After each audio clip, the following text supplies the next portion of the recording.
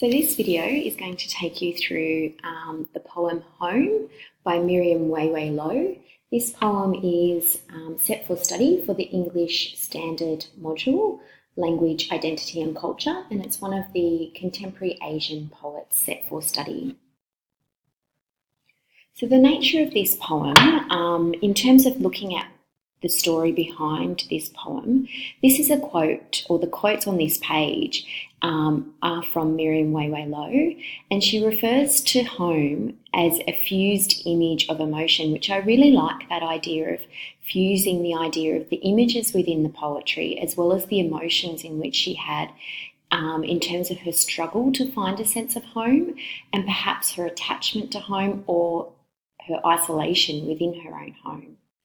The idea of home for anyone who has experienced dislocation, uncertainty about identity is complex.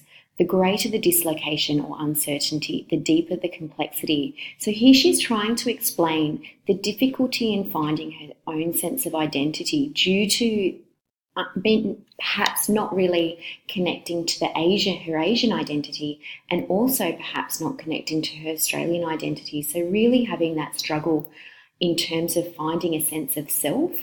And for her, that has transcended into having a real struggle in finding a sense of home and what that sense of home means.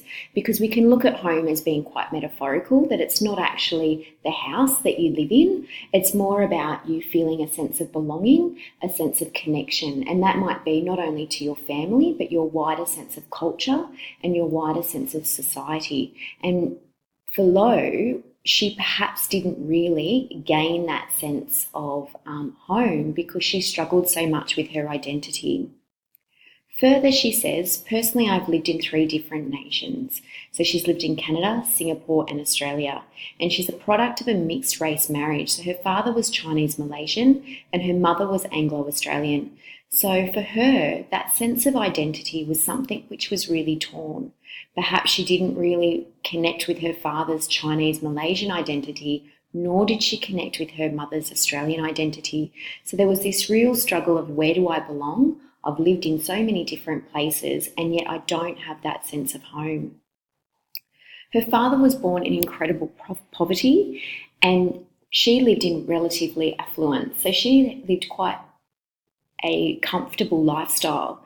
So she knows what it's like to live in a city where the lights never go out and the traffic never really stops. And she also knows what it's like to live in a small country town where the entire town takes up one street.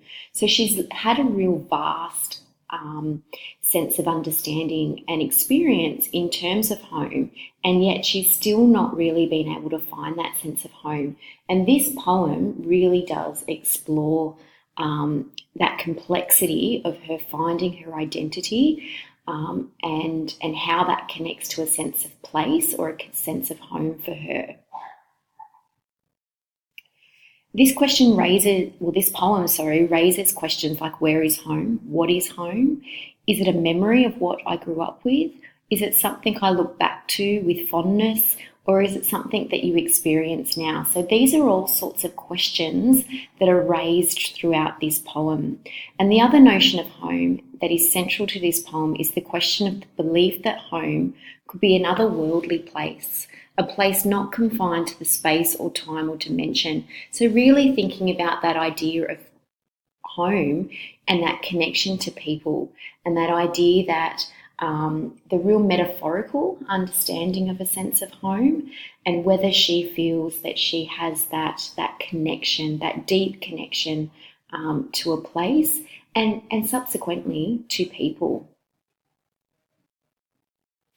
Now, although there are references to other cultural influences, so there's a real sense of her culture in terms of Southeast Asian perspective, and there's a real sense of the contrast of the East and the West. And we'll pick up that particularly in the first part of this poem, or section 1 of this poem. So that real different perspective in terms of what is home for her, and struggling to come to terms with, is it the East or is it the West? Now, part 1 of this poem One day I will find it. So it really is that future tense in that one day she hopes to find this sense of home. And I'd like you to think about the title of this poem as home as being quite metaphorical. And we've talked about that before in terms of that metaphorical understanding of home not necessarily being a physical place, but more a connection to people and a connection to a greater sense of culture and a greater sense of society, and where you then gain your sense of identity from that. So looking at part one, there's a constant tension between the now and the not yet. And that's a real biblical paradigm or a biblical way of thinking that exists in the section, and the persona uses present images and emotions and memories to imagine what it could or should be like. So what home could or should be like. And it's sometimes looked as a little bit like this. It could be this, for example. There are some biblical references within this first part. Lo refers to 2 stone tablets, and this could potentially reference the 2 stone tablets that Moses uses to write the 10 Commandments on.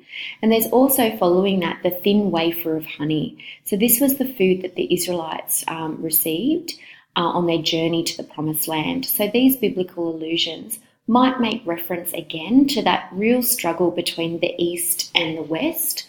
Now, Miriam Weiwei Lo's husband was a pastor, so she did have connections to Christian traditions, and she actually was quite active in terms of assisting him in editing and writing his sermons. So perhaps these biblical allusions and this Christian identity here is again something that has been a struggle for her in her time.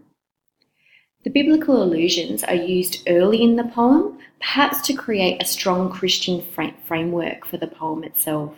And the biblical motifs that are referenced within part 1 particular serve as an introduction to the second section of the poem. And we'll go through each of those poems in the next video. So this is the completion of the first video for home, and we will move on to the second video, which will look in greater detail at each of the 3 sections. So section 1, one day I will find it.